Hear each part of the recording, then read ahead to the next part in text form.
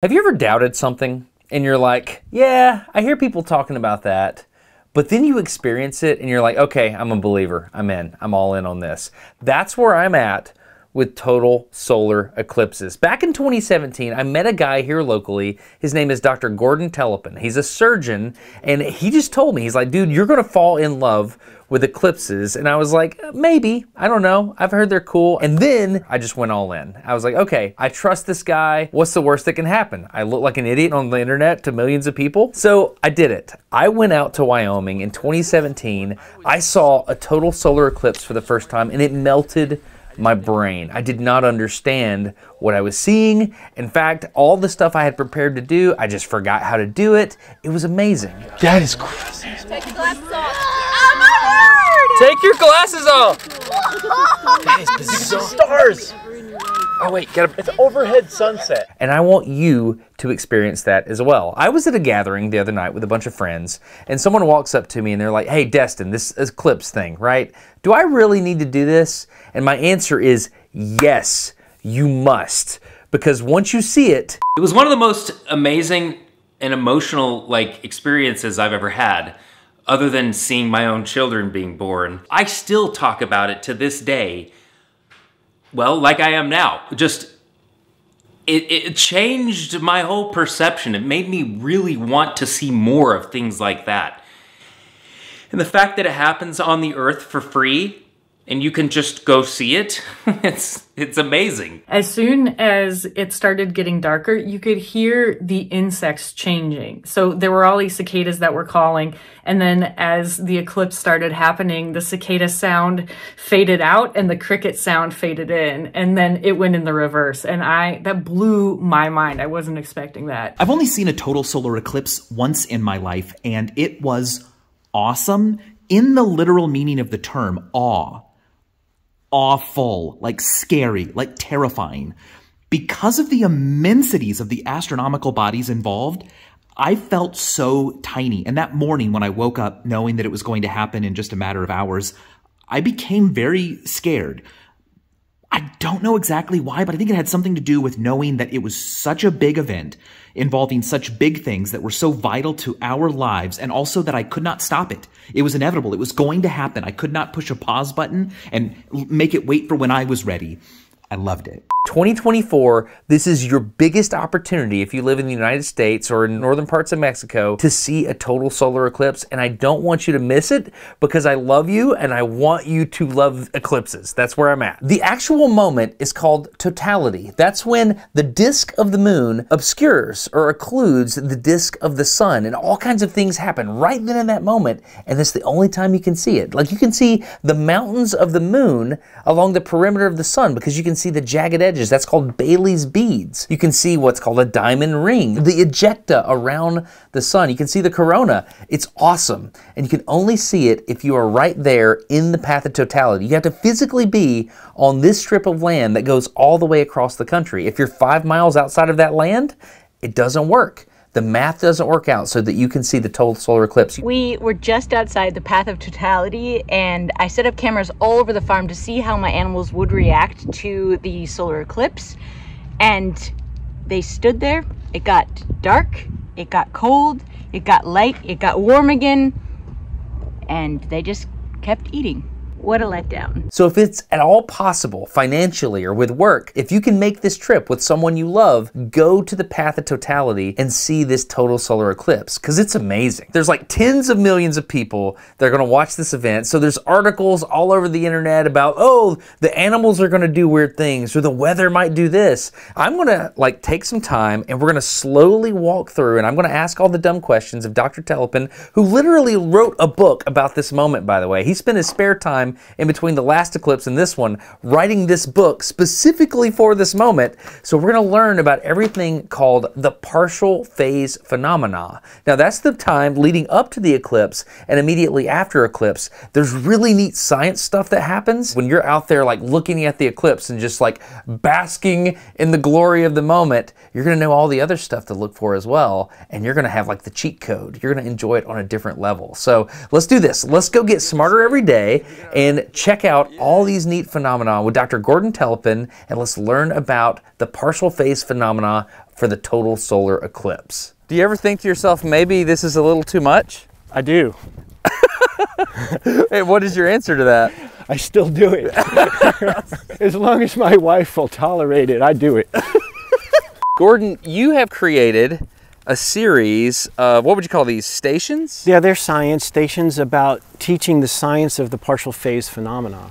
Because an eclipse is way more interesting than just totality. Of course, totality is fascinating, it's beautiful. But there's a lot of stuff you can appreciate and enjoy about the science of what's happening with the moon blocking the sun physically during that hour-and-a-half time between C1 and C2, first contact and second contact. Okay, so to be clear, Gordon loves eclipses so much that you invested a lot of your own money to create this. It's an app called Solar Eclipse Timer. I get nothing for telling you this. My friend Gordon made this, and I've used it at every eclipse I've watched. It's awesome. Basically, you go to a location, you pull out your phone, you hit your GPS location, and it does all the math for you. And your voice, it's actually your voice, which is endearing, your voice will tell me how to watch the eclipse. It'll say, it'll count down to the contact times for the photographers. what's a contact time? So when the moon first takes that first bite out of the sun, that's first contact. C1. C1. Totality starts when the moon obscures the sun completely, that's second contact, C2. When the moon moves off on the other side and the photosphere reappears, that's C3, third contact. And when the moon moves completely off, that's the end of the eclipse, that's fourth contact. Okay, so to be clear, these science stations that we're talking about, the totality is just between C2 and C3, but all this stuff happens during the partial phase phenomenon between C1 and C2 and between C3 and C4. So the first station is temperature monitoring. I've monitored and data logged temperature at all my eclipses, but this time, because I can bring a lot of equipment and drive it to Texas, I wanted to do more. So I have a 4-station temperature data logging tower here. Okay. What we're trying to do here is document a mini inversion layer. So these are temperature loggers. Those are temperature loggers. And you have 3 on the pole. And 1 on the ground covered by some soil. Okay. And that is being heated by the sun right now. And these others have free air circulation around them, so they're monitoring the air temperature. The ground sensor will decrease in temperature during the partial phases before the 20-foot sensor decreases. So basically, people that are at the event, they'll start feeling the temperature change. That's right. But just know it's not happening the same all the way up. That's exactly right. All right, let's go to the second station here, Gordon. So the second station is the concept of pinhole projection of the crescents. So when you hold up something and it's a dot, that the light from the sun goes through those dots, but it crosses. So light from the top of the sun crosses through the hole and it goes to the bottom, and light from the bottom crosses through the hole and goes to the top, and right to left crosses. So right now, we're only seeing round circles because the sun You made one for me. I did. Smarter every day. So we're seeing round circles, but during the partial phases, these will turn into crescents. Now we're seeing round circles right now because we're not in a total solar eclipse right now, or even we're not in the partial phases. So these will turn to crescents during the partial phases. And the interesting thing is, before totality, the little banana crescent will be one direction, and after totality, it'll flip. Get some paper and punch holes in it, do your name or do the date, whatever you want to do. Bring a colander to the eclipse. Yeah. Kitchen utensils are great. Can you pull it away from the thing more, the further away? Well, the more you pull it away, you see it gets out of focus. And a little bit of that has to do with the thickness of what you're using. That's why it's good to use thin paper. Or like a cheese grater. Or a cheese grater, so a cheese grater will do it. So on eclipse day, people should pack the colander. Exactly. So the other thing for pinhole projection is to make a pinhole projection shoebox. Oh, it's actually a pinhole. It's a pinhole in tinfoil and a little viewing box in the back and a white card on the bottom. So when you get it lined up, the little crescent phase will be projected in the back of the box, and it's a safe way to watch the partial phases because it can't hurt your eyes. What about glasses? Do people need to wear glasses? So everybody has to go to the eclipse with certified solar eclipse glasses. Start to order them now because they're going to get harder to find. And you know, you wear these during all the partial phases, and then you take them off during totality. It's the only time it's safe to take your glasses off. I've heard of people using like welding glasses and stuff like that. What are your thoughts on that? So welding glasses are not certified because they don't block the right amount of infrared and ultraviolet light. So these are certified to block the right amount for viewing. It's got to be ISO 12312-2. So make sure that everybody with you has the correct glasses. You want to be safe. Don't look directly at the partial phase eclipse. That could actually injure you, but you can take the glasses off during totality. You have to take them off during totality, yes. Okay, sounds good. What's our next station here? So this is sharp and fuzzy shadows. If you take something that's 90 degrees apart like this, when you rotate this during the eclipse, the one that gets sharp is going to be in line with the crescent. The one that is staying perpendicular to the crescent, behaving like an extended source of light, that's going to be fuzzy. Let's say this is the sharp edge. That's going to be the sharp edge. That's going to be fuzzy, and that's going to be fuzzy, and this will be sharp. All the parallel sides will be sharp, and all the parallel sides will be fuzzy. So if I'm watching the eclipse on eclipse day, when people say, my shadows look weird, that's what's happening. That's what's happening. They may not know it, but now they'll know it. What do you have over here? So we're going to monitor the wind at this eclipse. You know, you'll see a lot of articles on the internet before the eclipse that says the weather changed during the eclipse. Well, there are a lot of thermodynamic effects during the eclipse, but it doesn't really change the weather. But there is a very hard partial phase phenomena to witness, and that's an eclipse breeze. The theory behind it is... An eclipse breeze? An eclipse breeze. Okay. If you have calm conditions at your observing site, and there are some mountains or hills in the distance, but relatively close, and they are in the direction of umbra approach, the ground there will cool before your ground at your observing site, just like we did at the temperature tower. And that cool air in those valleys will coalesce, roll down the valleys, and you'll feel it as a cool breeze coming from the direction of umbra approach. As the cooler air is more dense, it's going to roll downhill. That's right. And that's what you're going to try to capture here? That's right. So our observing site has a nice flat area, and it also has some hills to the east and the south. And so I'm going to have this pointing. This is a data logger. We'll have it pointing to those hills, and we'll see if we have calm conditions, if we can pick up a subtle eclipse breeze. Remember, it's subtle. Yeah. So this is a station that talks about the creation and dissipation of convective clouds. And they're created by the ground being warmed by the sun and creating moisture that rises as eddies. And these red arrows represent warm, moist eddies rising. And when that moisture hits the boundary layer, it condenses and it makes those fluffy clouds. But they are reliant on that continued energy of the sun and the continued supply of moisture. So the eclipse is going to shut off that energy and shut off that moisture, and those little fluffy convective clouds can actually dissipate before totality. Within 10 or 15 minutes before totality, there'll be these white puffy clouds in the sky, and they'll start to go away. Wow, but not all clouds will go away, to be clear. So don't... Right. Disclaimer, if you're at a place with clouds, like big clouds on eclipse day, get in your car, go down the path one way or the other to try to get away from the clouds, Big, thick, gray rain clouds are not reliant on this kind of energy. They're more of a weather front type clouds, and they won't have time to dissipate because of the decrease in the thermals. I don't know what to say about this other than this is definitely the cutest station here. What is... What is this? Come on over and show me. So this is to teach people about the animal behavior. We're adults, and we're humans, and we have brains, and we know an eclipse is happening, and we're watching it. We're in this field watching it because we know all about it. The animals don't know about it. They just think it's getting dark. So they think nighttime is coming, so they start their nighttime behaviors.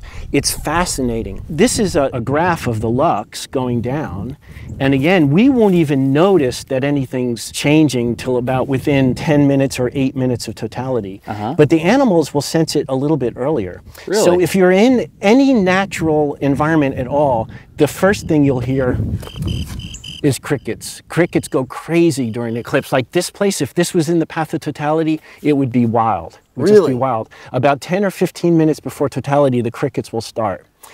The second thing that people are not aware of, and that's why I have the bird here, if you see a group of birds in the 15 minutes before totality flying like they look like they're going somewhere, that's probably not random. That's a behavior. They're going to their nighttime resting spot. So be aware of that. Bees use the sun to navigate. That's how they get to their flowers. That's how they get back to their hive. People put video cameras up at the hives. And before totality, the hives got very active because the bees were trying to get back to the hive before it got dark. Really? And they found that bees that couldn't make it back, if they were in some field and couldn't get back to the hive, they would land and they would wait for the sun to come back before they went to the hive or went to their flowers. So bees are really sensitive to these light changes and they change their behavior. So if you're a beekeeper and you have bees and you're in the path of totality, put a video camera up at your hives and you'll be able to document that. Or if you're in a place with a flowery bush that the bees like love and they're buzzing around it, put a video camera on the flowery bush. It'll be really busy during the partial phases, and when totality gets closer, the activity will go down. Really? Yes. That's awesome. Yeah. What about this chicken? It's my chicken animal behavior video. I had a farmer in Nashville monitor their chicken coop for me. I mailed them a camera and a tripod. It's amazing to see what chickens did before and after totality. We're gonna watch Gordon's chicken video, okay?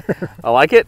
What else we have here? So this station is about the Purkinje effect. Okay, this one's complicated, so I'm gonna leave the long description over on the second channel video, but basically this is what happens. You have rods and cones in your eyes, and the cones are light sensitive to colors, and the rods are more monochromatic. So basically what happens is as the eclipse comes closer, the color sensitivity of your eyes changes, and you start to see colors different. The bright colors look muddy, and it just makes it feel really weird. Go check out the second channel if you want the whole description. But Gordon did something really funny so that you could remember to wear bright color shirts and stuff on Eclipse Day so that you can sense these changes in your eyes. I need to do something. Okay. You know, this is way over the top. Okay. But I'm gonna do it. Okay. I made up Purkinje effect shirts. Okay, great, great, great. All right, and it actually says Purkinje Effect Smarter Every Day. So okay, great. This is my Smarter Every Day Purkinje Effect shirt. How long have you been planning this? About a month. Okay. Are you gonna wear this on Eclipse Day? Absolutely. All right, this is what I was so excited about in 2017, shadow bands. Yeah.